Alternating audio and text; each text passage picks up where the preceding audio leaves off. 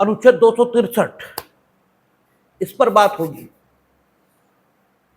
और ये cooperative federalism के लिए समर्पित अनुच्छेद है। इसको समझने में कोई दिक्कत ही नहीं है, क्योंकि आप देखेंगे जो मार्जिनल नोट है वही कहता है राज्यों के बीच समन्वय, वो समन्वय की बात कर रहा है। इसलिए पूर्ण विश्वास और मान्यता खंड, इसके तो निर्वचन से ऐसा निकलता है कि ये सहयोगी संघवाद, इसे स्थापित करने के लिए शामिल किया गया उपबंध। आप 262 देखते हैं, उसके निर्वचन से यह निकलता है कि चूंकि डिस्प्यूट दो राज्यों के बीच और नदी जल के बंटवारे को लेकर है, लेकिन भूमिका केंद्र की है कि केंद्र दोनों के बीच मध्यस्थता और अंतिम रूप से न्याय निर्णयन इसको करने की जिम्मेदारी उठाए। तो उसके तो निर्वचन से ऐसा निकलता है कि ये सहयोगी संघवाद को स्थापित करने के लिए शामिल किया गया सेक्शन है। आप 249 देखें, 251 देखें, जहां दो या अधिक राज्य अपनी आवश्यकता के लिए केंद्र से अनुरोध कर रहे हैं कि वे राज्य सूची के विषय पर भी विधायन कर दें, क्योंकि उस सिचुएशन में ये ठीक पाया जा रहा है कि केंद्र विधायन कर दे, क्योंकि विषय ऐसा है जिसका अंतरराज्यिक महत्व है और स्टेट अगर विधायन करे तो अपनी राज्य सीमा उसी के भीतर लागू होने के लिए कानून ये बना पाएगा, और दूसरे स्टेट का कानून अगर उनसे डिफर हो गया तो फिर समस्याएं आ सकती हैं। इसलिए अनुच्छेद 251 रखा गया, लेकिन उसके निर्वचन से ये सारी बातें निकलती हैं कि वो कैसा है आपका सहयोगी संघवाद, इसको स्थापित करने में सहायक सेक्शन है। ऐसे अनुच्छेद 248, अनुच्छेद 248 सहयोगी संघवाद को स्थापित करने के लिए बनाया गया अनुच्छेद तो नहीं है, ये सही है, लेकिन उसका उपयोग सहयोगी संघवाद को स्थापित करने के लिए भी हो सकता है। हमने आपको बताया था कि वैलिडेशन एक्ट ये पार्लियामेंट पास कर सकती है, और वैलिडेशन एक्ट उन्होंने पास किए हैं, और वैलिडेशन एक्ट कैसे पास किए जाएंगे उसकी प्रक्रिया भी बताई गई थी। एक बार आपको उदाहरण दिया गया था कि किसी राज्य ने ऐसा कानून बनाया था जो उनके लेजिस्लेटिव कॉम्पिटेंस में नहीं था, और वो कानून 20 वर्ष चलता रहा, और चलते रहने के बाद अनकॉन्स्टिट्यूशनल ये घोषित हो गया। अब सवाल यह था कि उस एक्ट के अंतर्गत जो काम कर दिए गए, जो अधिकार अर्जित हो गए, आखिर उनका क्या होगा। तो केंद्र ने अपनी अवशिष्ट शक्तियों में वैलिडेशन एक्ट पास किया और राज्य के कानून को वैधता प्रदान कर दी। तो इस ढंग से स्टेट और सेंटर के बीच कोऑपरेशन और कोऑर्डिनेशन, इसे बिठाने के लिए विभिन्न तरीकों से समन्वय स्थापित करने के लिए जो उपबंध है उनका उपयोग भी होता है, और वे उपबंध मौजूद भी हैं एक्सप्रेसली। लेकिन अन्य अनुच्छेद, इनके बारे में तो हम निर्वचन से ऐसा जानते हैं कि केंद्र और राज्य के बीच समन्वय स्थापित करने के लिए यह अनुच्छेद उपयोग में आ सकते हैं, लेकिन अनुच्छेद 263 सीधे सीधे उसी की बात कर रहा है। ये कोऑपरेटिव फेडरलिज्म, इसे लाने के लिए बनाया गया आर्टिकल यही है, और ये उस अनुभव पर आधारित है जो अनुभव तीनों संघों से संविधान के निर्माण के समय प्राप्त हुआ। क्योंकि वो क्या कहता है, कहता है अंतरराज्यीय परिषद के संबंध में उपबंध, इंटर स्टेट काउंसिल, कहता है यदि किसी समय राष्ट्रपति को यह प्रतीत होता है कि ऐसी परिषद की स्थापना से लोकहित की सिद्धि होगी, जिससे राज्यों के बीच जो विवाद उत्पन्न हो गए हों उनकी जांच करने और उन पर सलाह देने, कुछ या सभी राज्यों के अथवा संघ और एक या अधिक राज्यों के सामान्य हित से संबंधित विषयों के अन्वेषण और उन पर विचार विमर्श करने, या ऐसे किसी विषय पर सिफारिश करने और विशिष्टतया उस विषय के संबंध में नीति और कार्यवाही के अधिक अच्छे समन्वय के लिए सिफारिश करने के कर्तव्य का भार सौंपा जाए, तो राष्ट्रपति के लिए विधिपूर्ण होगा कि वह आदेश द्वारा ऐसी परिषद की स्थापना करे और उस परिषद द्वारा किए जाने वाले कर्तव्यों की प्रकृति को तथा उसके संगठन और प्रक्रिया को परिनिश्चित करे। एक चीज यहां आई है कि राष्ट्रपति समय समय पर जब कभी उन्हें ऐसा महसूस हो कि ऐसा करने से लोकहित की सिद्धि होगी, तब तब अंतर्राज्यीय परिषदों की स्थापना कर सकते हैं। लेकिन ये अंतर्राज्यीय परिषदें अन्वेषण, ठीक है, और आपका सामान्य हित के जो विषय हैं उन पर सिफारिश करने से ज्यादा कुछ भी नहीं करेंगे। न्याय निर्णय ये इनके अधिकार क्षेत्र में नहीं होगा। ये जो परिषदें यहां गठित की जाएंगी, क्योंकि राज्यों और राज्यों के बीच न्याय निर्णय ये अनुच्छेद 131 में सुप्रीम कोर्ट का विषय है। इसलिए अनुच्छेद 131 का ये पूरक उपबंध भी कहा जाता है। यह भी कहा जाता है कि अनुच्छेद 131 को सप्लीमेंट करने के लिए प्रोविजन बनाया गया है। अनुच्छेद 131 में जो ताकत सुप्रीम कोर्ट के पास है, वहां यह कहा है कि जब लीगल कैरेक्टर का, जब विधिक तरीके का कोई विषय यह पैदा होगा, तो सुप्रीम कोर्ट के समक्ष उनकी मूल अधिकारिता के भीतर कोई भी राज्य या केंद्र आवेदन कर सकेगा और न्याय निर्णय की मांग कर सकेगा। लेकिन उनके बीच जो विवाद पैदा होंगे, जरूरी नहीं है कि वो विधिक प्रकृति के होंगे। गैर विधिक प्रकृति के विवाद ये भी उनके बीच हो सकते हैं, क्योंकि विभिन्न प्रकार के विषय हैं जिन पर केंद्र और राज्य की अप्रोचेस अलग अलग हो सकती हैं। शिक्षा एक ऐसा ही विषय है। मीडियम ऑफ इंस्ट्रक्शन क्या हो, ये केंद्र और राज्य की अप्रोचेस इस विषय पर अलग अलग हो सकती हैं। और जब फंडामेंटल राइट हम लोग पढ़ना शुरू करेंगे तो देखेंगे कि विभिन्न राज्यों में जो राज्य की सरकारें होती हैं वो अपने क्षेत्रीय हितों के कारण शिक्षा की रेड़ लगाने में कोई कसर नहीं छोड़ती। कहीं कहना शुरू करेंगे कि मराठी में इंस्ट्रक्शंस दिए जाएंगे, कहीं कहना शुरू करेंगे कि साहब जो है वो तो तमिल में इंस्ट्रक्शंस दिए जाएंगे। मराठी या तमिल भाषा के तौर पर आलोचना का विषय नहीं है, लेकिन एक शिक्षित व्यक्ति को दुनिया से कम्युनिकेट करना पड़ेगा और दुनिया से कनेक्ट होना पड़ेगा। अगर आप उसे मराठी या तमिल ही सिखाएंगे तो जो ग्लोबल लैंग्वेज के तौर पर विकसित हुई भाषाएं हैं उनसे वो कनेक्ट ही नहीं कर पाएगा, और जब उनसे कनेक्ट ही नहीं कर पाएगा तो देश अलग थलग पड़ जाएगा और एकदम कोई भाषा किसी के दिमाग में प्रवेश नहीं कराई जा सकती। इसलिए आप अगर यह कहते हैं कि जो एलिमेंट्री क्लासेस हैं वहां पर मातृभाषा की शिक्षा दी जाएगी तो ठीक। अगर आप यह कहते हैं कि एक विषय के तौर पर मातृभाषा पढ़ाई जाएगी तो ठीक। लेकिन अगर आप मीडियम ऑफ लैंग्वेज, जो मीडियम ऑफ इंस्ट्रक्शन है, इसी को मराठी या तमिल या अन्य क्षेत्रीय भाषाएं इनको निर्धारित कर देंगे तो निश्चित तौर पर शैक्षिक क्षेत्रों में बहुत ज्यादा नुकसान होगा।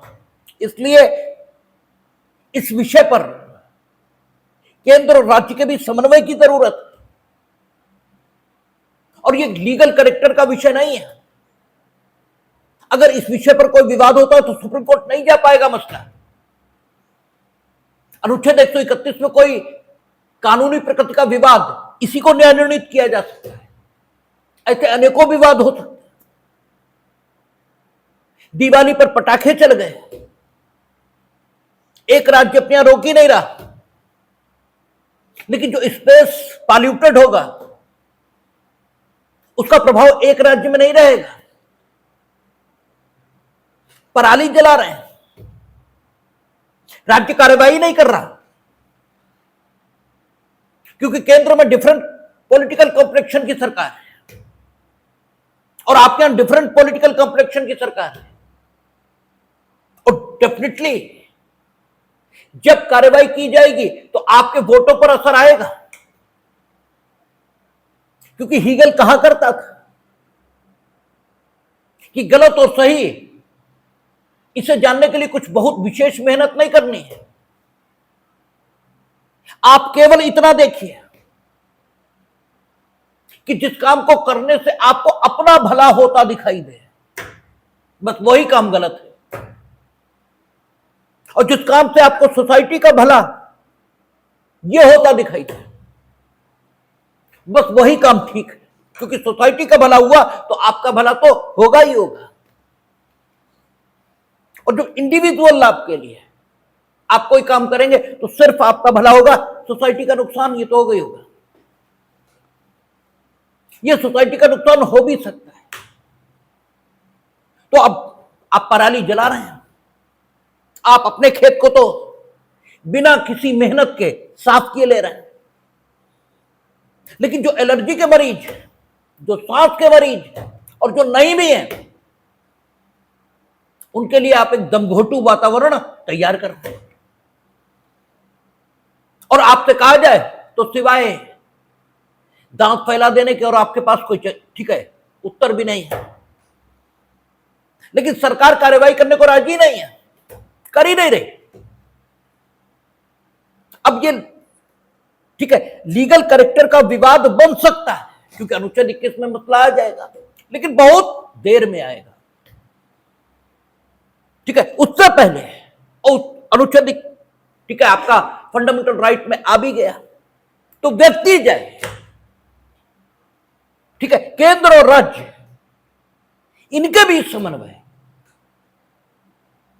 इसको स्थापित करने के लिए अनुच्छेद 131 में कोई मुकदमा दायर नहीं हो सकता। यानी हम आपको उदाहरणों के माध्यम से सिर्फ यह समझाने की कोशिश कर रहे हैं कि केंद्र और राज्य के बीच जो विवाद उत्पन्न हो सकते हैं वे हमेशा कानूनी प्रकृति के होंगे, यह आवश्यक नहीं है। उनका समन्वय, जो केंद्र और राज्य के बीच विवाद उत्पन्न होंगे, बिना सुप्रीम कोर्ट जाए किए जाने की कोई व्यवस्था यह भी संविधान में निर्मित करनी होगी। और अनुच्छेद 263 उसी की बात करता है, जो नॉन लीगल कैरेक्टर के विवाद है। यद्यपि अनुच्छेद 263 की जो भाषा है वो ये कहती है कि लीगल कैरेक्टर के विवाद इन्हें सुलझाने के लिए भी अनुच्छेद 263 का इस्तेमाल हो सकता है। इस दृष्टिकोण से देखें तो अनुच्छेद 263 131 से अधिक उपयोगी दिखाई देता है। व्यक्तियों के बीच विवाद हो तो उस विवाद का समाधान पंचायत इससे भी हो सकता है, और जो पंचायत से मामला नहीं निपटता है तब आप न्यायालय की ओर जाते हैं। जब आप सिविल मुकदमे की ड्राफ्टिंग करते हैं तो उसमें क्लॉज पड़ता है कि प्रार्थी के पास या वादी के पास न्यायालय की शरण के अतिरिक्त अन्य कोई विकल्प शेष नहीं है। वो अंतिम विकल्प है। अंतिम विकल्प इसे आजमाने से पहले बातचीत का सिलसिला ये बंद नहीं होता। तो आर्टिकल 263 उन विवादों को भी अपने में समेटता है जो विधिक कैरेक्टर के हैं, जो लीगल कैरेक्टर के हैं, और जो नॉन लीगल कैरेक्टर के विवाद हैं उनके संबंध में भी अनुच्छेद 263 की सहायता ली जा सकती है। जबकि 131 उसका उपयोग सिर्फ लीगल कैरेक्टर के विवाद इन्हें सुलझाने के लिए ही किया जाएगा, और न्याय निर्णय कभी भी विवादों को सुलझाता नहीं है, क्योंकि न्याय निर्णय में हमेशा एक पक्ष अपने को दबा हुआ अनुभव करता है और जो जीतता है वो अपने को ऊपर अनुभव करता है और जो हारता है वो अपने को नीचे अनुभव करता है। और जब तक व्यवस्था वर्टिकली रहेगी तब तक इस व्यवस्था में जो ऊपर है उसमें अहंकार होगा और जो नीचे है उसमें पराजय का भाव होगा। ये स्थायी शांति का उपाय कभी नहीं हो सकता। स्थायी शांति तो समझौतों से और बातचीत इसी से आती है। इसलिए स्थायी शांति लाने के लिए 263 बेहद उपयोगी आर्टिकल है। और अगर हम ये कहें कि 263 का उपयोग सिर्फ विवादों के समाधान के लिए किया जा रहा है तो हम इसकी भूमिका को सीमित करके देख रहे हैं। 263 का उपयोग देश के विकास को गति देने के लिए भी हो सकता है। ठीक है, दो राज्यों के बीच विवाद है, केंद्र और राज्य के बीच विवाद है, तो बैठकर समझौता हो सकता है। विवाद नहीं है तो भी बैठकर यह चिंतन तो हो ही सकता है कि हम लोग बेहतर ढंग से शिक्षा व्यवस्था ये कैसे निर्मित करें, शिक्षा में क्या सुधार करें, सड़क में क्या सुधार करें, इरिगेशन में क्या सुधार करें। ठीक है, कैसे हम समाज में मादक पदार्थों के प्रचलन को रोकें, कैसे हम पॉपुलेशन एक्सप्लोजन को कंट्रोल करें, इन विषयों पर भी बात हो सकती है। तो 263 की जो भूमिका है वो बहुत ज्यादा है। 263 सिर्फ विवादों के समाधान के लिए उपयोग किया जाएगा ऐसा नहीं है, क्योंकि जो भाषा है वो इसको किसी सीमा में नहीं बांधती। वो कहती है कि राष्ट्रपति को किसी समय यह प्रतीत होता है कि ऐसी परिषद की स्थापना से लोक हित की सिद्धि होगी। बस बात खत्म। लोकहित ये कई चीजों से मिलकर बनता है। अगर लोक सुरक्षा, लोक संरक्षा, लोक न्याय इनमें से किसी भी चीज की सिद्धि हो रही है तो लोकहित की सिद्धि हो रही है। लोकहित ये तो बहुत बड़ा शब्द है, इसलिए उन्होंने ये कहा कि राष्ट्रपति को जब ऐसा प्रतीत होता है कि हमारे द्वारा अगर इस अनुच्छेद में कोई परिषद गठित की जाए तो लोकहित की सिद्धि होगी,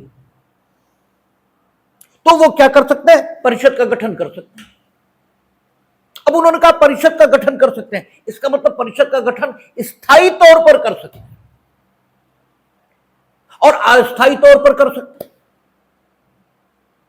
कोरोना फैलना शुरू हुआ, अब कोरोना को कंट्रोल करना है, स्वास्थ्य राज्य का विषय। ठीक है, अगर किसी भी राज्य में एक कोरोना का मरीज पाया जाएगा तो कोरोना को पूरे देश में फैलते कोई समय नहीं लगने वाला। अब एक इमरजेंसी है, तो इस इमरजेंसी सिचुएशन में राष्ट्रपति क्या कर सकते हैं, अनुच्छेद 263 का उपयोग करके एक समिति या कोई ऐसा ऑर्गेनाइजेशन उसे अस्तित्व में ला सकता है जो क्या करेगा, इन्वेस्टिगेशन करेगा कि कोरोना को रोकने के लिए कौन से उपाय कारगर होंगे और उन उपायों के बारे में सलाह ये दे सकता है। तो दोनों सरकारें उस सलाह पर काम करेंगे। तो for the time being organisations ये स्थापित किए जा सकते हैं और परमानेंट बेसिस पर भी अनुच्छेद 263 में इंटर स्टेट काउंसिल्स ये स्थापित की जा सकती है। तो क्या कोई की गई? अनुच्छेद 263 का बहुत उपयोग नहीं हुआ है, ठीक है, लेकिन अनुच्छेद 263 का उपयोग नहीं हुआ है ऐसा भी नहीं कह सकते। अनुच्छेद 263 के अंतर्गत 3 कमेटीज स्थायी तौर पर राष्ट्रपति ने गठित की और राष्ट्रपति कुछ भी करेंगे, मीनिंग देयर बाय केंद्र सरकार यही करेगी। एक कमेटी अब कमेटी तो ना कहें, अंतरराज्यीय परिषद ये कहें।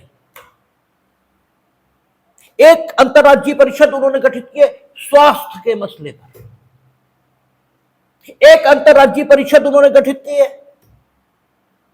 जो स्वशासन, लोकल गवर्नमेंट है, स्थानीय स्वशासन, इसको चलाने के लिए, और एक अंतरराष्ट्रीय परिषद का उन्होंने गठन किया है सेल टैक्स, जो अब जीएसटी बन गया।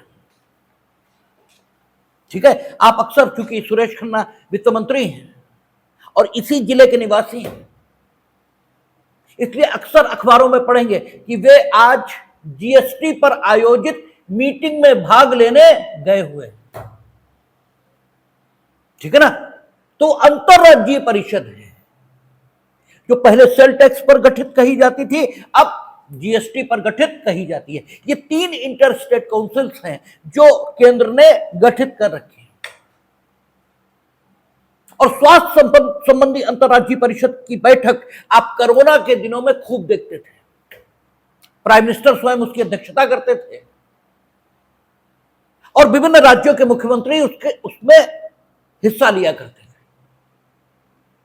ठीक है, और कई बार पॉलिटिकल मैसेज देने के लिए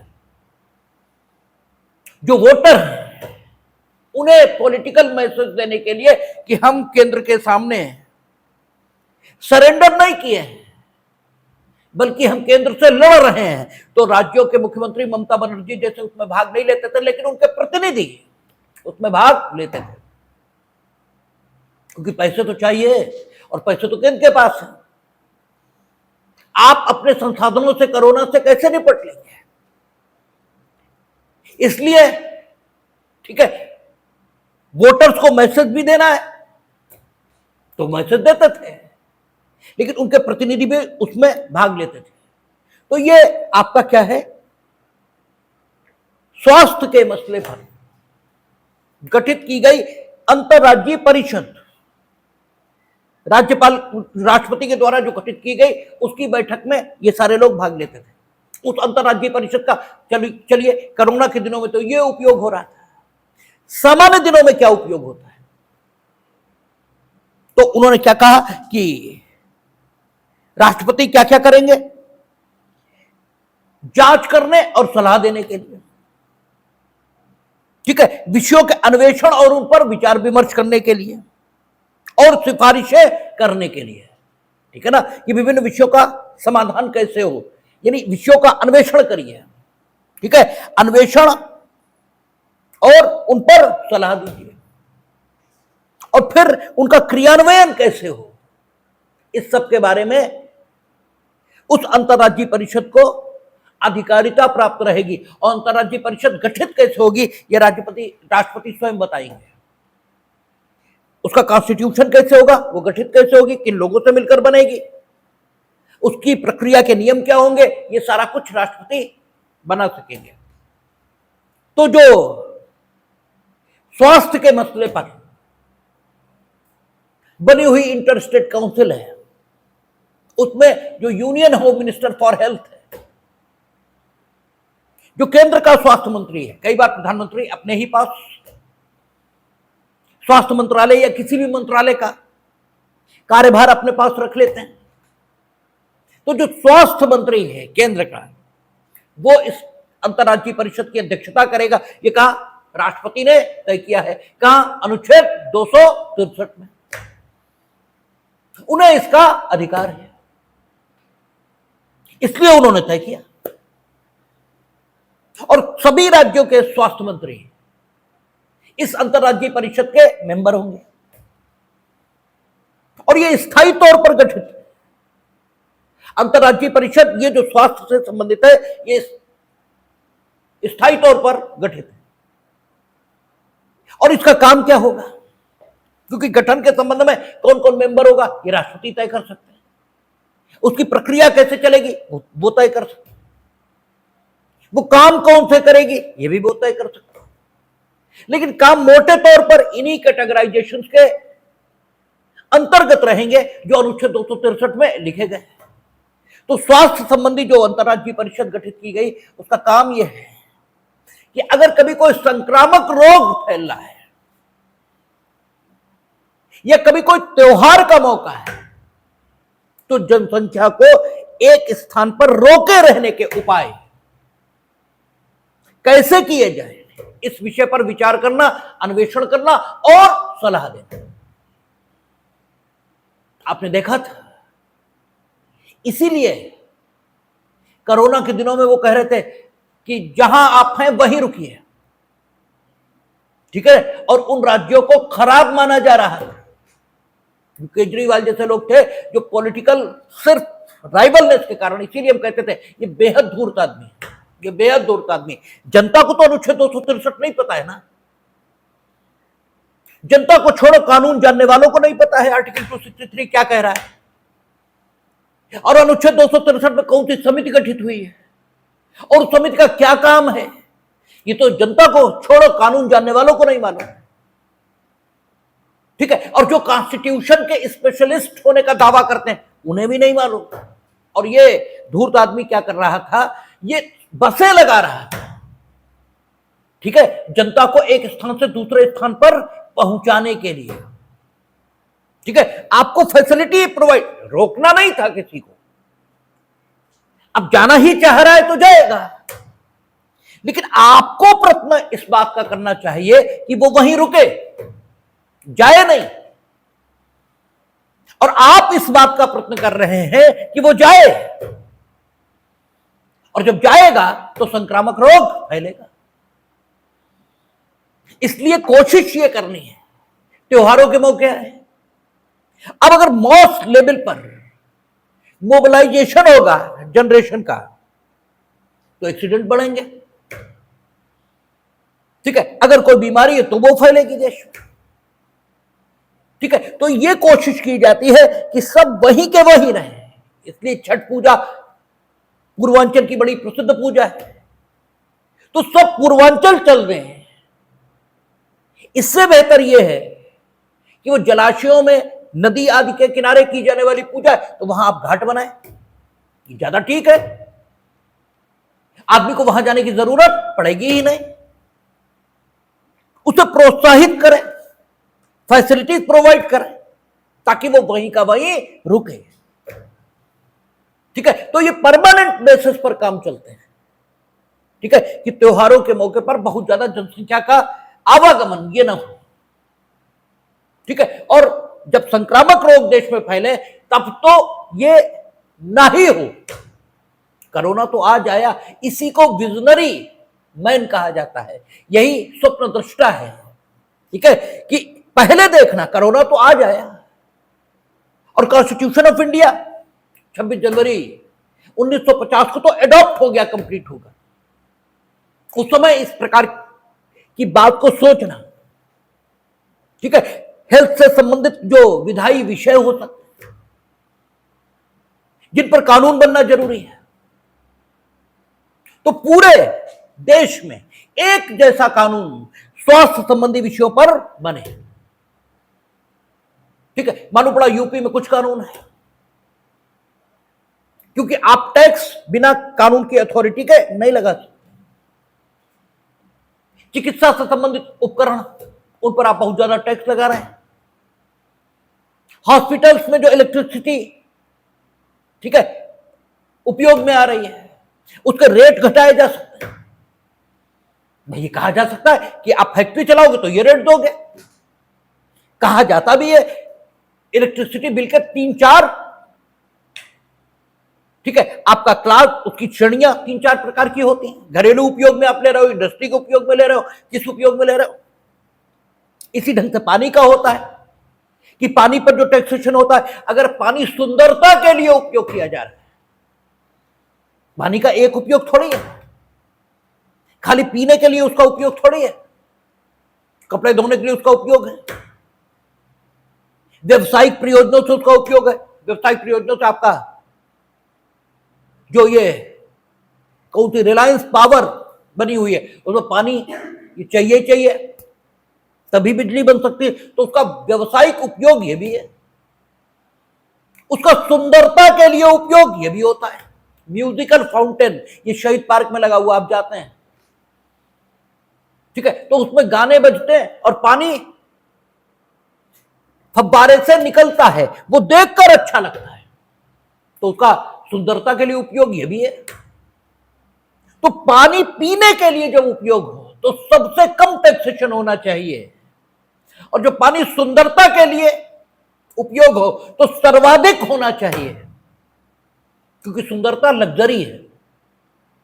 ठीक है, इंडस्ट्री फिर भी जरूरत है, लेकिन सुंदरता तो लग्जरी, शुद्ध लग्जरी है। ठीक है, तो फर्क होना चाहिए, लेकिन फर्क कानून से ही आएगा। तो जो हेल्थ से संबंधित विषय हैं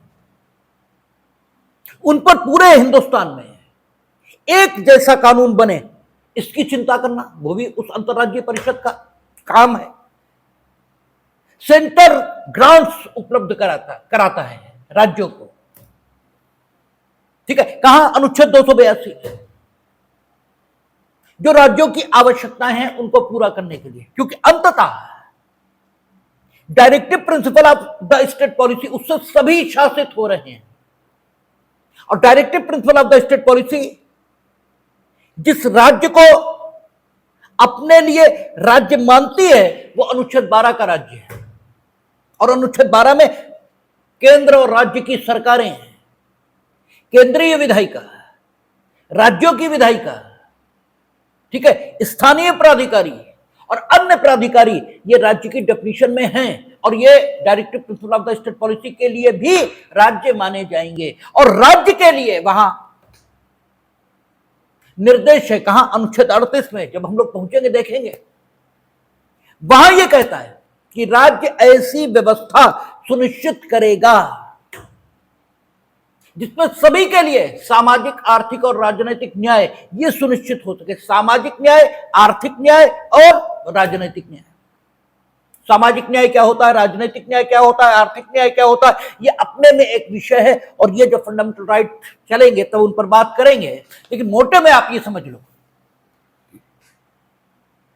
कि ये सामाजिक न्याय का विषय है कि सब तक स्वास्थ्य सुविधाएं पहुंचे। ये केंद्र का भी काम है और ये राज्य का भी काम है, क्योंकि राज्य की डेफिनेशन में दोनों है। इसलिए केंद्र राज्यों को उनकी विकास संबंधी जरूरतों के लिए क्या करता है? धन देता है, पैसे देता है। अब उस पैसे का सही यूटिलाइजेशन हो रहा है या नहीं, यह देखना भी केंद्र का काम है। ठीक है भाई, हम पैसा आपको दे रहे हैं, आप उड़ाए जा रहे हैं। अक्सर करके हिंदुस्तान में तो यही हो रहा है। ठीक है, उस पर भी बात करेंगे अभी, जब हम प्लानिंग कमीशन पर बात करेंगे तब उस पर भी बात होगी। लेकिन फिलहाल इस अंतर्राज्यीय परिषद का काम यह भी है, क्योंकि इसमें दोनों के प्रतिनिधि हैं कि केंद्र ने जो पैसा दिया, जिस काम के लिए दिया, वो काम क्या हुआ। ठीक है, उन प्राधिकारियों की नियुक्ति करना जो उन कामों का होना सुनिश्चित करें, इस विषय पर सलाह देना कि आखिर स्वास्थ्य के क्षेत्र में किस प्रकार के कानून बनाए जाएं, यानी विधायी विषयों की पहचान करना, उनके बारे में सलाह देना। ठीक है, इस सब चीजों के बारे में सलाह देने के लिए एक स्वास्थ्य संबंधी अंतर्राज्यीय परिषद का गठन हुआ है। दूसरा, जो अंतर्राज्यीय परिषद गठित की है वो किसमें? स्थानीय स्वशासन। स्थानीय स्वशासन नगर निगम, जिला पंचायत, क्षेत्र पंचायत, इनके माध्यम से सुनिश्चित किया जाता है। ग्राम पंचायत भी उसमें शामिल है। ठीक है, तो स्थानीय स्वशासन पूरे देश में एक जैसा कैसे चले, क्योंकि स्थानीय स्वशासन विषय किसका है? राज्य सरकार का, सूचियों के मुताबिक। तो इसके लिए भी एक कमेटी बनाई है, और उसमें केंद्रीय जो स्वास्थ्य मंत्री है वही अध्यक्षता करेगा, और राज्यों के स्थानीय स्वशासन के लिए उत्तरदायी जो मंत्री हैं, जिन्हें नगर विकास मंत्री, पंचायती राज मंत्री, इन नामों से आप जानते हैं, ये उसके मेंबर होंगे। और इसका काम भी यही है कि एक ऑल इंडिया ठीक है, पूरे भारतवर्ष में लागू होने योग्य स्थानीय स्वशासन के संबंध में जो नीति है उसके संबंध में सलाह देना और स्थानीय स्वशासन से संबंधित जो विषय हो सकते हैं उन पर कानून कैसे पूरे भारतवर्ष में एक हो जाए इसके संबंध में सलाह देना। पंचायतों के द्वारा या स्थानीय प्राधिकारियों के द्वारा जो विकास कार्य कराए जाते हैं उनके लिए जो पैसा केंद्र दे रहा है उस पर निगाह रखना कि वो ठीक से यूटिलाइज हो रहा या ठीक से यूटिलाइज नहीं हो रहा। ये इस इंटर स्टेट काउंसिल का काम है, यानी स्वास्थ्य के क्षेत्र में, स्थानीय स्वशासन के क्षेत्र में, और पहले सेल टैक्स और अब जीएसटी। इसके क्षेत्र में भी एक अंतरराज्यीय परिषद का गठन राष्ट्रपति महोदय ने किया है और यह अंतरराज्यीय परिषद, इसकी अध्यक्षता जो वित्त मंत्रालय है उसमें जो जीएसटी का इंचार्ज अंडर सेक्रेटरी है, ठीक है, वो करता है और इसके सदस्य जो राज्यों में जीएसटी के कमिश्नर हैं, ठीक है, और जीएसटी का जो मुख्य अधिकारी है, ये दो लोग यानी दो व्यक्ति राज्यों से उसके मेंबर होंगे और जो यूनियन टेरिटरीज है उनमें जो वित्त विभाग का उप सचिव और गृह मंत्रालय का उप सचिव, क्योंकि यूनियन टेरिटरी उसका प्रशासन केंद्र ही चलाता है, तो वित्त मंत्रालय में जो उप सचिव है वो और जो गृह मंत्रालय में उप सचिव है, दो लोग वो उसके मेंबर होंगे और उनका काम भी यही है कि ट्रेड टैक्स यानी जीएसटी ये कैसे पूरे देश में एक, अब तो जीएसटी की दरें चूंकि केंद्र ही निर्धारित कर रहा है, ठीक है, इसलिए उसकी दरें कैसे एक जैसी रहें इस विषय पर तो अब बात ही खत्म हो गई। लेकिन जीएसटी किन वस्तुओं पर कितने प्रतिशत लगाई जाए, जैसे आप देखते हैं ना, उन्होंने कहा इस पे 28% जीएसटी थी, अब 15% करने का निर्णय ले लिया। कैसे घटाई जाए, कैसे बढ़ाई जाए, उसका कलेक्शन कैसे बढ़े, क्योंकि टैक्स चोरी ये तो एक सामान्य बात है, हो ही रही, ठीक है। तो इस सब पर सलाह देने के लिए 3 अंतरराज्यीय परिषदें गठित की गई और जो अनुच्छेद 262 के आधार पर, वो अनुच्छेद 263 के आधार पर, और इसके अलावा अनुच्छेद 263 के अंतर्गत केंद्र एडहॉक तौर पर, तो कोई विषय कभी आ गया उस पर कुछ चाहिए सलाह मशवरा, नेशन वाइड पॉलिसी विकसित करने के लिए, तो उन्होंने क्या कहा, राष्ट्रपति समय समय पर अंतरराज्यीय परिषद का गठन कर सकेंगे, तो परमानेंट बेसिस पर भी कर सकेंगे और एडहॉक बेसिस पर यानी अस्थायी तौर पर भी कर सकेंगे। तो समय समय पर अस्थायी तौर पर भी होता रहता है, और 3 ये परमानेंट बेसिस पर। लेकिन अक्सर केंद्र यही पसंद करता है कि एडहॉक बेसिस पर हो। केंद्र में सरकार किसी की हो, वो एडहॉक बेसिस पर पसंद करते हैं, और राज्यों की यह मांग लगातार है कि अनुच्छेद 263 के अंतर्गत एक इंटर स्टेट काउंसिल का गठन परमानेंटली किया जाए, जिसका कॉन्स्टिट्यूशनल स्टेटस हो। वो ऐसा क्यों चाहते हैं? क्योंकि केंद्र और राज्य के बीच तनाव के जो बिंदु हैं, अक्सर वो राज्यपाल की नियुक्ति ये है, ठीक है। हमेशा राज्य ये चाहता है कि राज्यपाल की नियुक्ति में उसका प्रतिनिधित्व हो, उसका हस्तक्षेप हो, और केंद्र चाहता है कि नहीं, राज्यपाल हम अपना ही रखेंगे। इस विषय पर टकराव हमेशा होता रहता है, और एक ग्राउंड रियलिटी हमें समझनी होगी। चीजें सुनने में बड़ी अच्छी लगती हैं, लेकिन ग्राउंड रियलिटी उनकी बहुत कई बार खराब होती है। सुनने में बड़ा अच्छा लगता है कि न्यायपालिका स्वतंत्र है और न्यायपालिका और ये है और न्यायपालिका वो है, और जब न्यायपालिका के माननीय न्यायाधीशों से आप मिलेंगे तो आपको यह पता लगेगा कि ये किसी भी भांति उन लोगों से अलग नहीं है जिन्हें हम समाज में बेहद नीच व्यक्ति के रूप में जानते हैं। ये किसी भी तरीके से उनसे अलग नहीं। और अगर उनमें, ऐसा हम नहीं कह रहे कि उनमें सब खराब है, लेकिन जितने प्रतिशत उनमें अच्छे हैं उतने प्रतिशत समाज के हर वर्ग में अच्छे हैं। उतने प्रतिशत समाज का कोई वर्ग ऐसा नहीं है जिसमें अच्छे ना हो। इसलिए यह मान लेना कि जो न्यायाधीश बन गया उसमें ईश्वरीय गुण उसकी खोपड़ी का ऊपरी वाला हिस्सा तोड़कर घुस गए हैं, ये थोड़ा मूर्खतापूर्ण ही है, इसके अलावा कुछ भी नहीं। इसलिए माननीय न्यायाधीश गण पर भी प्रक्रिया के नियमों द्वारा नियंत्रण ये स्थापित किया जाता है। और माननीय न्यायाधीश आप ही को बनना है। आप खुद समझ लो, खुद देख लो कि तुम कितने बेहतर हो, अपना आकलन खुद ही कर लो और उतना ही मान लो कि उतना ही अच्छे लोग हैं, वहां हर जगह उतना ही अच्छे लोग हैं।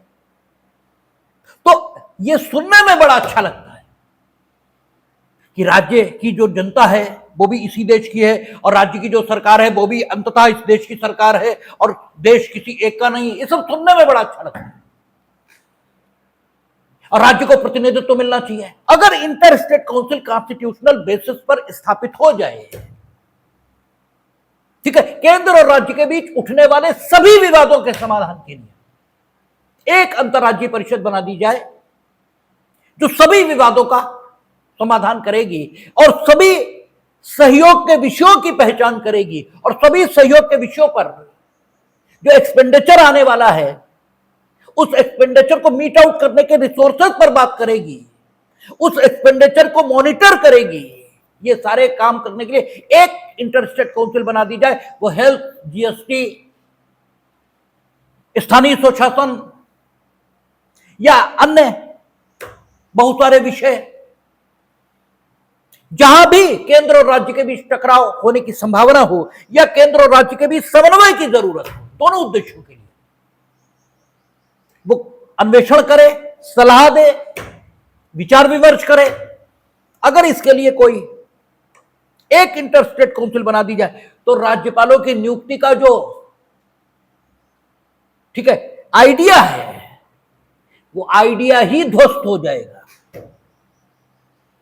ठीक है, फिर वो राज्यपाल महोदय संबंधित राज्य की मुख्यमंत्री की जेब के होंगे और वो केंद्र को आग लग जाए स्टेट में, तब भी वो रिपोर्ट भेजने वाले नहीं हैं कि राज्य का शासन संविधान के उपबंधों के मुताबिक नहीं चल रहा है, आग लग जाए।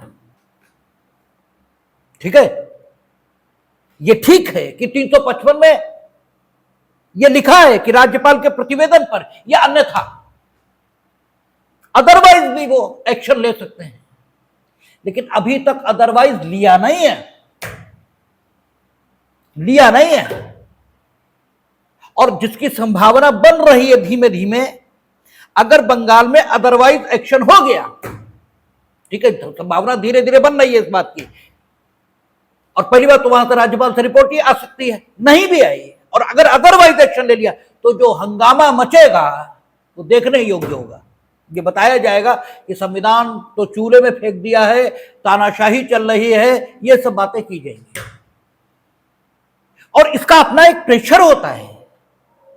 ठीक है ना, तो स्थायी तौर पर अंतर्राज्यीय परिषद गठित हो, यह राज्यों की मांग है ताकि 356 का उपयोग किसी राज्य में किया जाए न किया जाए, ठीक है, कब तक वेट किया जाए, इन सब विषयों पर उस समिति में क्या बन सके, एक आम राय ये बन सके। और ये बात सुनने में सिर्फ अच्छी लगती है, लेकिन अगर इसको प्रैक्टिकली लागू करेंगे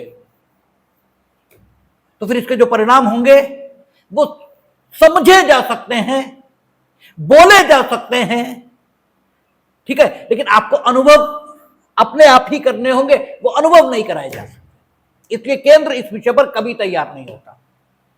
ठीक है, वो कहते हैं नहीं। और आज जो सरकार है इसकी बात नहीं, कोई केंद्र तैयार नहीं होता। सरकारें तो आज इनकी हैं, इससे पहले भी तो रही हैं, और इससे पहले वो भी तैयार नहीं हुए कभी, क्योंकि सीधा पता है ये करेंगे जो वो क्या होगा, सबको अनुभव में है।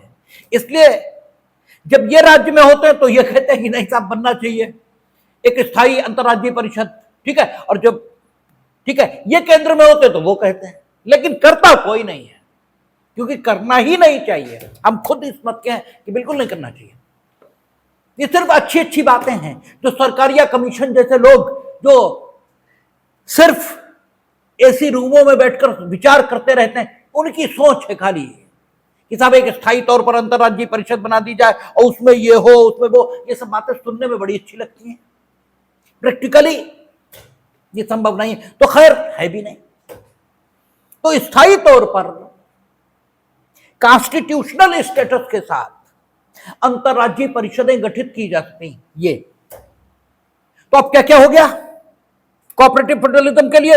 249, 251, इवन 248 भी, ठीक है, वैलिडेशन एक्ट के माध्यम से, ठीक है ना, अनुच्छेद 307,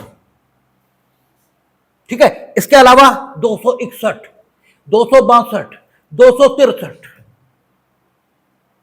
ये तो मिले हमें कहां? कॉन्स्टिट्यूशन ऑफ इंडिया में, जो आइडिया ऑफ कोऑपरेटिव फेडरलिज्म को एक ग्राउंड रियलिटी के रूप में स्थापित करते हैं। इसके अलावा अपनी अपनी विधायी शक्तियों का प्रयोग करके, जो विधायी शक्तियां प्राप्त हैं दोनों विधायिकाओं को, उन विधायी शक्तियों का उपयोग करके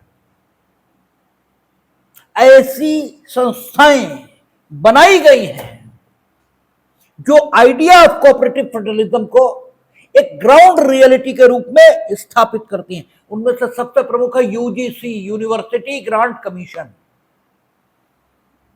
ये स्टैट्यूटरी बॉडी है। इंडियन मेडिकल काउंसिल, ये स्टैट्यूटरी बॉडी है इंडियन ड्रग एक्ट के अंतर्गत, ठीक है। जो कंट्रोलर कहते हैं उसे ये कौन कहते हैं? जो मतलब भारत में कोई भी दवाई के तौर पर प्रयोग में आएगी या नहीं, ये तय करते हैं। जैसे कोरोना का भी टीका जब किया था तो पहले उन्हीं के पास गया, वो टेस्ट करेंगे कि हाँ ये मानव स्वास्थ्य के लिए सुरक्षित है या नहीं। जब वो कहेंगे यस ये लगाया जा सकता है तो फिर लगेगा, ठीक है ना। तो ये सब स्टैट्यूटरीज बॉडी है। ये क्या हुए? ये कॉन्स्टिट्यूशनल प्रोविजंस हुए, और जो विभिन्न सूचियों में है विभिन्न विधायिकाओं को हक दिया गया है विधायन के संबंध में, उस विधायन की ताकत का इस्तेमाल करके क्या किया है कि कुछ बॉडीज बनाई हैं जो स्टैट्यूटरी बॉडीज है।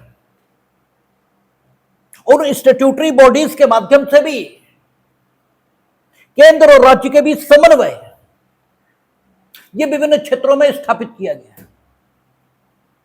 शिक्षा, उच्च शिक्षा ये केंद्र के पास है, लेकिन बाकी सारी शिक्षा चाहे वो टेक्निकल हो, चाहे मेडिकल हो, या प्राइमरी हो, सेकेंडरी हो, हायर एजुकेशन हो, ठीक है। हायर एजुकेशन में भी, क्योंकि शिक्षा अंततः कॉन्करेंट लिस्ट का विषय हो जाएगा ना, और शिक्षा का कुछ भाग सेंट्रल लिस्ट में चला जाएगा, ठीक है ना। अब राज्य भी विधायन कर सकता है, और शिक्षा में रुचि दोनों की है। भाई केंद्र भी चाहेगा अच्छे लोग, अच्छे शिक्षित लोग ये आए, और ये भी चाहेंगे, लेकिन इन पर अगर मसला छोड़ दिया तो फिर नासा ही हुआ रखा है। ये ऐसी पॉलिसी अडॉप्ट करेंगे, ये स्वकेंद्र परीक्षा कर देंगे, ये सपुस्तकीय प्रणाली ले आएंगे, ये कर देंगे, नहीं बच्चे हैं वो नकल कर रहे हैं उन्हें माफ कर दो, ये कर देंगे। अब ये सब बातें सुनने में बड़ी अच्छी लगती हैं, ये सब सुनने में बड़ा अच्छा लगता है, लेकिन इसके परिणाम बड़े घातक होते हैं। और इसके परिणाम आप देखेंगे, हमें ऑन कैमरा बोल देने में कोई दिक्कत नहीं है। पिछले 15 से 20 वर्षों में जिन लोगों ने शिक्षा पाई है वो इतने बेकार हैं, इतने रद्दी हैं कि आप उन्हें इमला बोलो वो इमला नहीं लिख सकते। आप विद्यालय बोल दो ये शब्द नहीं लिख पाएंगे। हम तो रोज देखते हैं इमला लिखना नहीं आता, पंक्चुएशन के नियम तो आते ही नहीं है। जहां पर है आ गया वहीं उन्हें पूर्ण विराम लगा दिया। ठीक है, जैसे हमने बोला कि हम खाना खा रहे हैं और पानी भी पी रहे हैं, तो हम खाना खा रहे हैं जैसे ही बोला उन्हें पूर्ण विराम लगा दिया, फिर और आगे लिख दिया। इतना गुस्सा आता है। रोज का कंटा आप जाने दो कि तुमने कक्षा 1 में इमला भी नहीं लिखा। ये स्थिति है पिछले 15-20 वर्षों की। ठीक है, जिन्होंने शिक्षा पाई और इन्हें नौकरी चाहिए। कौन सी? Chief secretary of Uttar Pradesh की। छोटी भी नहीं चाहिए, इन्हें chief secretary of Uttar Pradesh की नौकरी चाहिए। ये है पोजीशन। तो ये नासी करके रख देंगे अगर इनके हाथों में सौंप दी गई। हां, ये अगर केंद्र में पहुंचेंगे फिर ये भी ठीक व्यवहार करेंगे, तब ये भी ठीक करेंगे। क्योंकि वही है ना कि जब जिम्मेदारी पड़ती है तब दिखता है कि नाश हो जाएगा। ठीक है, और जब तक जिम्मेदारी नहीं तब तक कुछ भी कहो। ठीक है, जो चाहो तो करो। तो इसलिए यूजीसी, यूनिवर्सिटी ग्रांट कमीशन, ये बनाया। और यूनिवर्सिटी ग्रांट कमीशन, यूजीसी एक स्टैट्यूटरी बॉडी है जो शिक्षा के क्षेत्रों में काम करती है और यह तय करती है किस यूनिवर्सिटी को कितने पैसे दिए जाएंगे। यूनिवर्सिटी आप बनाओ, यूनिवर्सिटी एजुकेशन स्टेट का विषय भी है, वो भी स्टेट यूनिवर्सिटी बना सकते हैं, बनाई है उन्होंने स्टेट यूनिवर्सिटी। लेकिन किस यूनिवर्सिटी को अपने डेवलपमेंट के लिए कितने पैसे मिलेंगे वो यूजीसी तय करेगा। ठीक है, आप शिक्षकों को किस योग्यता धारण करने पर नियुक्त करेंगे शिक्षक के तौर पर, ये वो तय करेंगे। यानी शिक्षा से संबंधित सारी बातें हैं, फंड से लेकर के और स्टैंडर्ड मेंटेन करने तक की यूजीसी ही तय करेगा। हालांकि उसका भी नाश है, क्योंकि यूजीसी वो कोई देवताओं का संगठन तो है नहीं। उसमें एकेडमिशियन रखे जाएंगे, और एकेडमिशियन कौन से? जो पिछले 15 सालों में शिक्षित हुए, वो खुद ही अंगूठा टेक। ठीक है, उन्हें खुद ही कुछ नहीं आता जाता, तो वो यूजीसी कहीं बैठा दो, रहेंगे तो वो वही जो है, उसमें थोड़ी ना बदलाव आ जाएगा। ठीक है, तो वो, लेकिन फिर भी कुछ तो कंट्रोल रहता ही है, कुछ तो अच्छे लोग पहुंच ही जाते हैं। ठीक है, तो यूजीसी एक स्टैट्यूटरी बॉडी है जो समन्वय स्थापित कर रही है शिक्षा के क्षेत्र में केंद्र और राज्य के बीच, क्योंकि स्टैंडर्ड मेंटेन करना उनका काम है और शिक्षा की अन्य व्यवस्था करना इनका काम है। अन्य व्यवस्थाओं में पैसे लगेंगे, पैसे इनके पास उतने हैं नहीं, तो वो देंगे, लेकिन ये बर्बाद न करें सारी चीजों को, इसके लिए उनका नियंत्रण यूजीसी के माध्यम से रहेगा। ऐसे इंडियन मेडिकल काउंसिल कौन डॉक्टर बनेगा और कौन डॉक्टर के रूप में प्रैक्टिस करेगा वो तय करेंगे, उनका एक्ट। ठीक है, एडवोकेट एक्ट उन्होंने बना रखा, कौन वकील के तौर पर बार काउंसिल बना रखी है। ठीक है, तो ये स्टैट्यूटरी बॉडीज हैं जो केंद्र और राज्य के बीच समन्वय स्थापित करती है विभिन्न क्षेत्रों में, और सहयोगी संघवाद काम उनका है, लेकिन उन्हें हम करने में सहयोग दे रहे हैं। ठीक है, सहयोग का मतलब क्या होता है? सहयोगी कोऑपरेटिव फेडरलिज्म का मतलब क्या है? काम तुम्हारा है, हम सहयोग देंगे। केंद्र के पास आदमी नहीं है तो ठीक है, स्टेट के मशीनरी काम करेगी।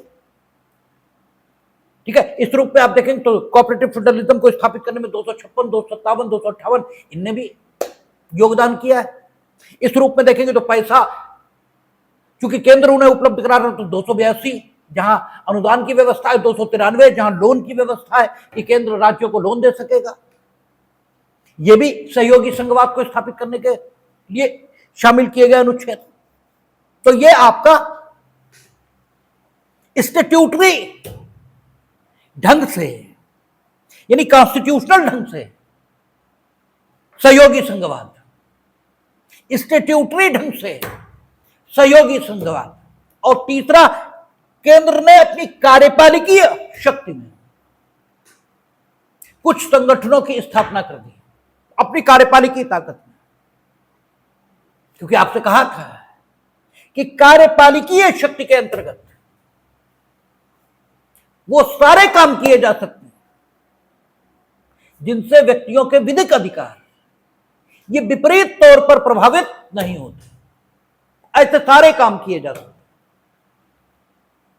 जब व्यक्तियों के अधिकार विपरीत रूप से प्रभावित होना शुरू होते हैं, तब कुछ भी करने के लिए किसी भी सरकार को, चाहे वो केंद्र की हो और चाहे राज्य की, उसे विधायिका द्वारा निर्मित विधि, इसकी जरूरत होती है। और इस डिफरेंस को खूब समझ लेना चाहिए। अन्यथा की स्थिति में आप भी मूर्खों की तरह हैं। जब कार्यपालिकी शक्ति में राज्य ये घोषित करता है कि अमुक दिन छुट्टी रहेगी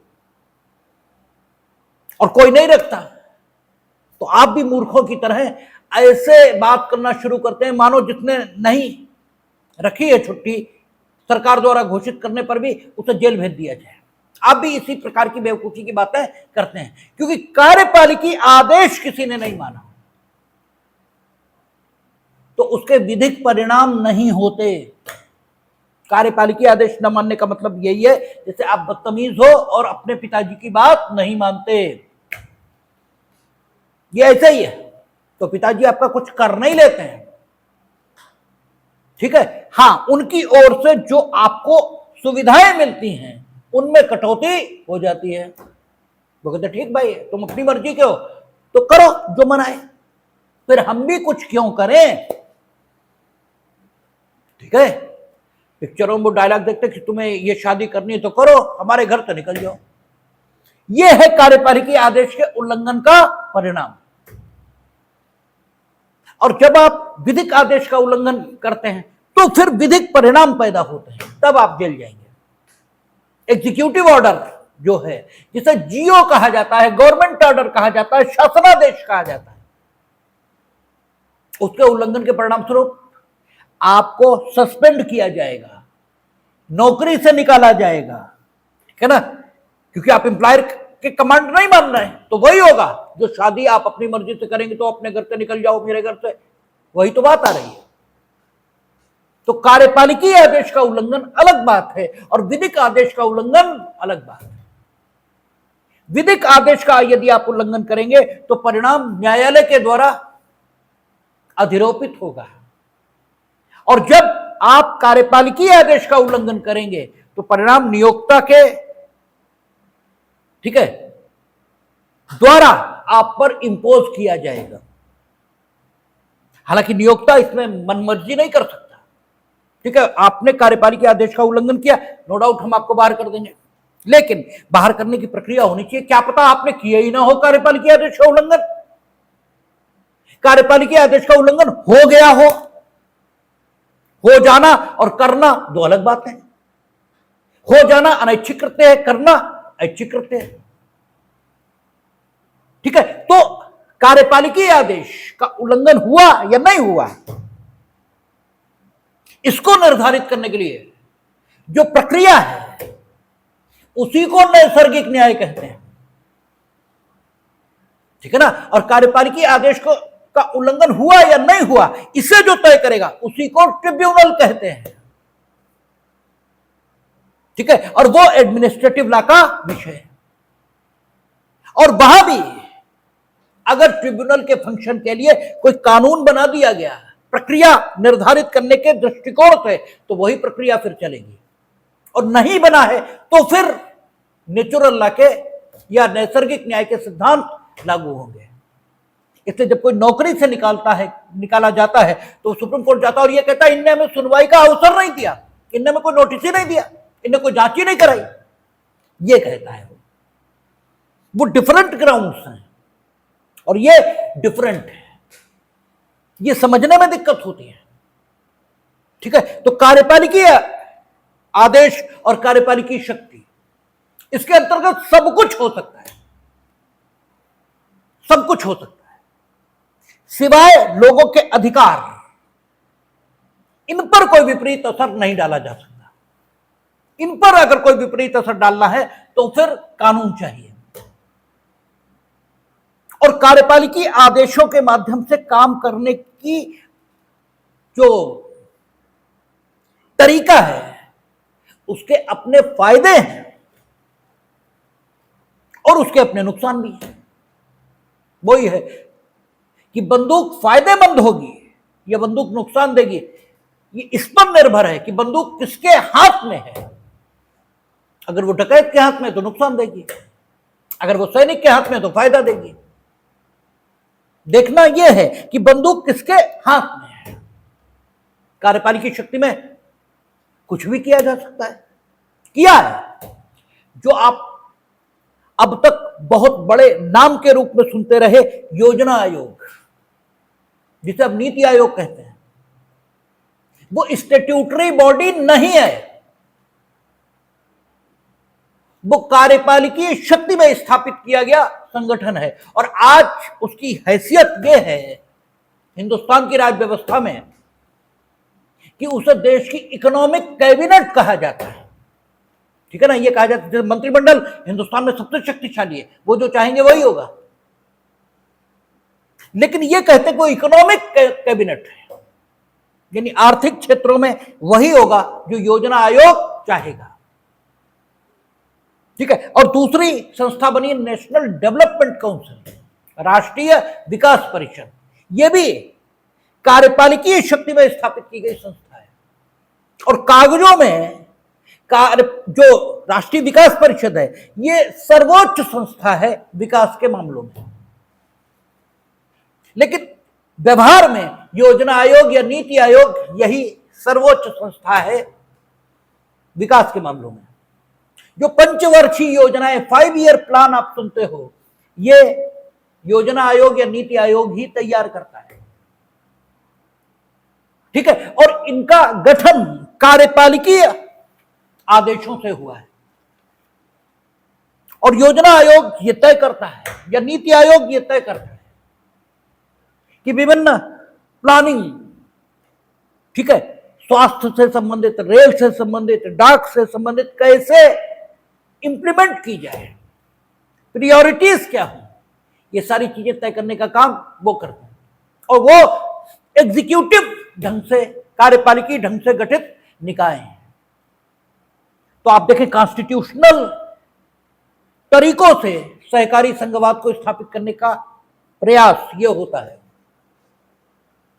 विधायी तरीके से सहकारी संघवाद को स्थापित करने का प्रयास यह होता है, और कार्यपालिकीय तरीके से सहयोगी संघवाद इसे स्थापित करने का प्रयास यह होता है। तीनों तरीकों से कोऑपरेटिव फेडरलिज्म का आइडिया, इसको ग्राउंड रियलिटी बनाने का काम ये हिंदुस्तान में हो रहा है और किया जा रहा है लगातार। अब केवल योजना आयोग यानी कार्यपालिकी आदेशों के माध्यम से कैसे कोऑपरेटिव फेडरलिज्म स्थापित करने का प्रयास हुआ ये, और क्या भारत के संविधान को संघात्मक संविधान कहा जा सकता है, जो एलएलबी में आपका सबसे लोकप्रिय सवाल है, ये दो बातें रह गई। इन पर कल बात कर लेंगे और उसके बाद आपका व्यापार, वाणिज्य और समागम।